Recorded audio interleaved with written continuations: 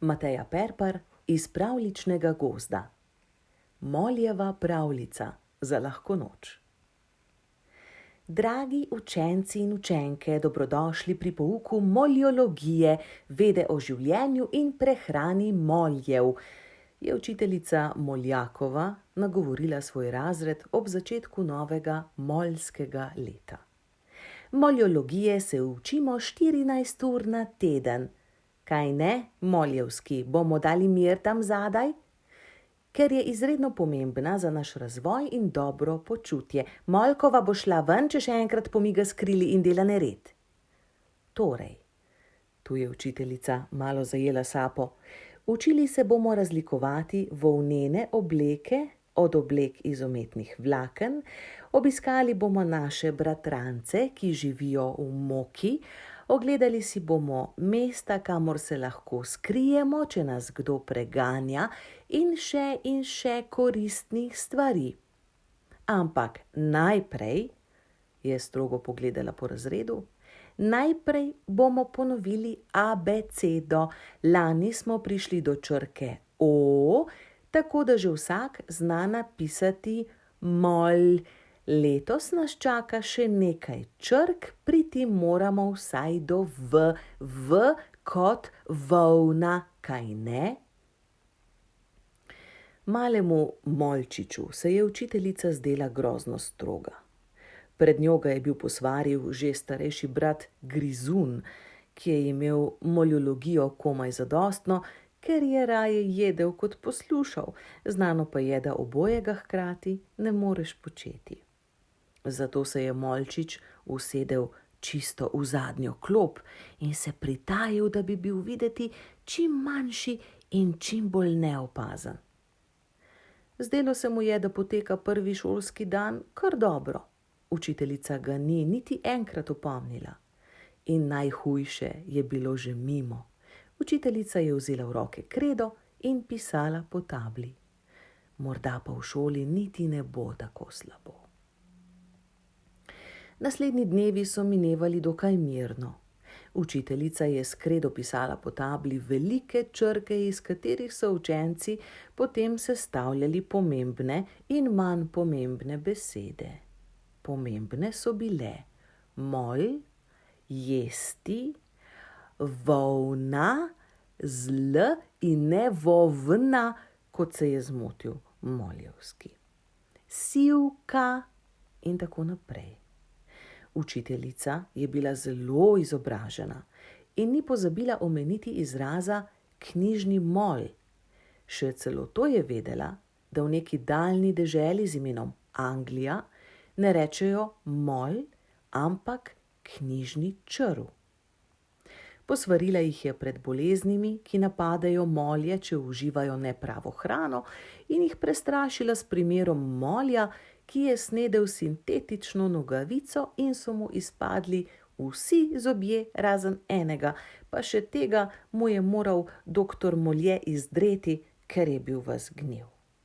Mladi molji so trepetali od strahu in ponavljali. Volna in bombaž in svila, to tri slastna so jedila. Moljčiču se je šola zdela prav zabavna. Mučilo ga je le, ker je na tablo videl le megleno. Pozneje, ko je učiteljica začela pisati cele stavke in so bile črke vedno manjše, pa skoraj nič. Včasih se mu je celo zgodilo, da je kakšno besedo prebral ali napisal narobe in je učiteljica zmajala z glavo in z rdečim podčrtovala n v bonbaš ali besedo rokavica v spisu moja najljubša hrana, iz katere je nastala rakovica. Tretji dan drugega semestra so nadobudni učenci odšli na izlet na podstrešje v omaro z zimskimi oblačili, v katero je gospodinja pozabila nastaviti vrečke z naftalinom. Za začetek so si izbrali rokav volnenega zimskega plašča in se učili lepega vedenja pri jedi. Ženske imajo prednost. Volna ob gumbih je trša, zato pazimo, da ne gre v zobe, ne govorimo s polnimi usti in po kosilu ne rigamo, je opozarjala učiteljica. Naftalin in sivka ubijata tek, zato se ju izogibamo. Zdaj pa nazaj v razred, je strogo dodala. Zdi se mi, da bo treba novo snov še utrjevati. V razredu je učiteljica najprej preverila, ali kdo manjka. Manjkal je Molčič, ki se je zaradi slabovidnosti na poti nazaj zaletel v vrata učilnice in obležal na hodniku. Učiteljica ga je vsega zmedenega privedla do klopi, kjer je obsedel in se zbegano oziral naokrog. Odprite zvezke, je zapovedala učiteljica. Prepis. Molčič je odprl zvezek in začel prizadevno prepisovati s table. Videl je zelo slabo, pred očmi so mu plesali barvasti krogi in na čelu je imel buško. Molji živijo v omari, se je glasil prvi stavek. Molji so prijazne živali, se je glasil drugi. Zadnji, ki ga je učiteljica napisala čisto na spodnji rob table, pa je bil: molji jedo obleke. Še preden je Molčič utegnil dokončati zadnji stavek, je pozvonilo in učenci so začeli hrupno pospravljati svoje potrebščine. Molčič je hitel s pisanjem, pred očmi se mu je meglilo, na hitro je dokončal prepis in zaprl zvezek. Naloga, je vpila učiteljica, naloga! Za nalogo se naučite pravila, bom spraševala. Pa lep konec tedna. Molčič se je na nalogo spomnil v nedeljo popoldne, ko je bila družina na obisku pri babici. Še sreča, da sem vzel s seboj zvezek, je pomislil. Odletel je na vrt, ker bi bila mama jezna, če bi vedela, kako pozno se je lotil naloge. Tam je odprl zvezek in se zastrmel v prepis. Molji živijo v omari. Molji živijo v omari. Molji so prijazne živali. Molji so prijazne živali, je ponavljal. Če bom znal, me bo učiteljica pohvalila in mi dala dobro oceno. Potem me bo oče peljal v zabaviščni park, kjer bom jedel sladkorno volno, je premišljal. In se začel učiti še zadnje pravilo. Molji jedo oblake. Molji jedo oblake. Ko ga je mama poklicala v hišo, je bilo že pozno. Večerjat pa spat, je rekel oče, ko so se vrnili domov.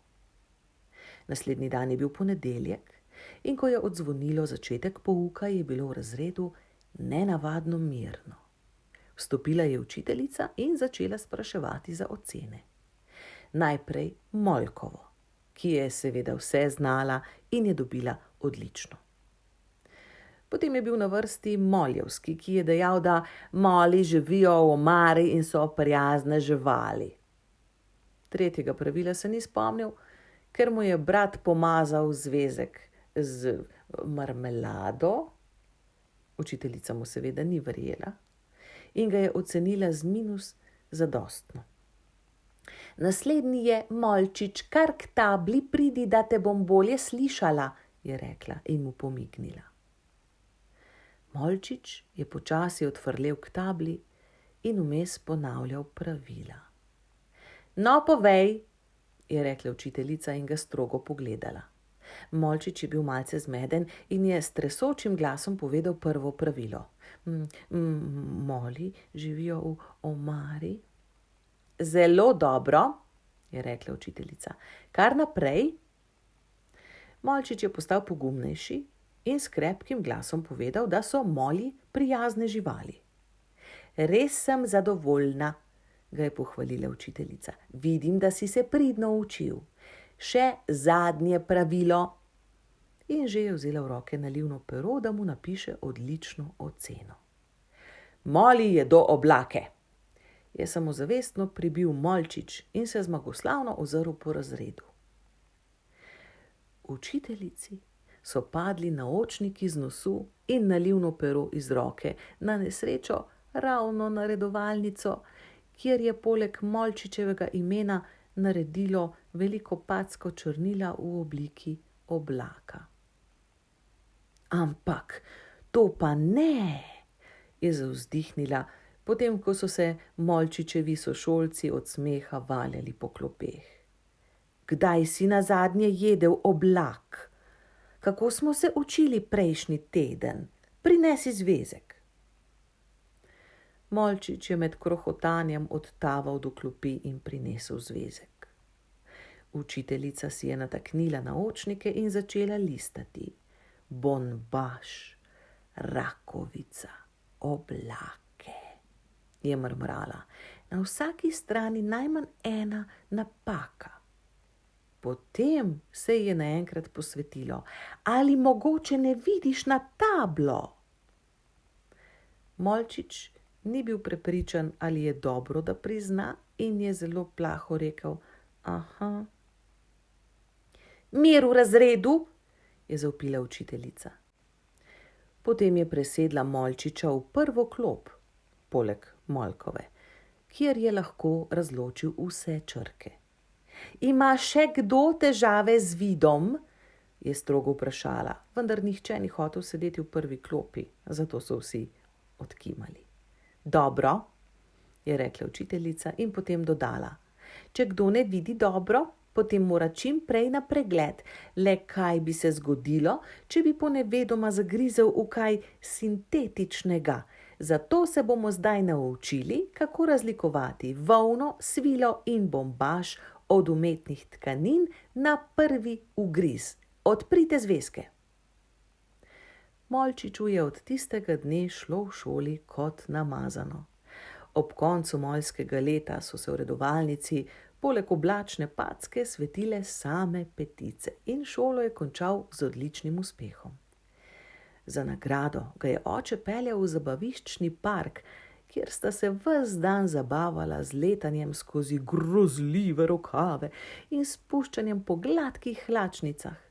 Zvečer pa je Molčič dobil še celo vreteno sladkorne volne in se je tako napokal, da ga je bolel trebuh. Potem je odrasel, se preselil v sosednjo omaro raztresene gospodinje in živel srečno do konca svojih dni. S svojimi šolskimi prigodami je zabaval otroke, vnuke, pravnuke in prapravnuke. Včasih je kakšno smešno podrobnost dodal in napletal tako neverjetne štorije, da mu na koncu sploh nihče ni več verjel in so vsi rekli: Stari si spet zmišljuje.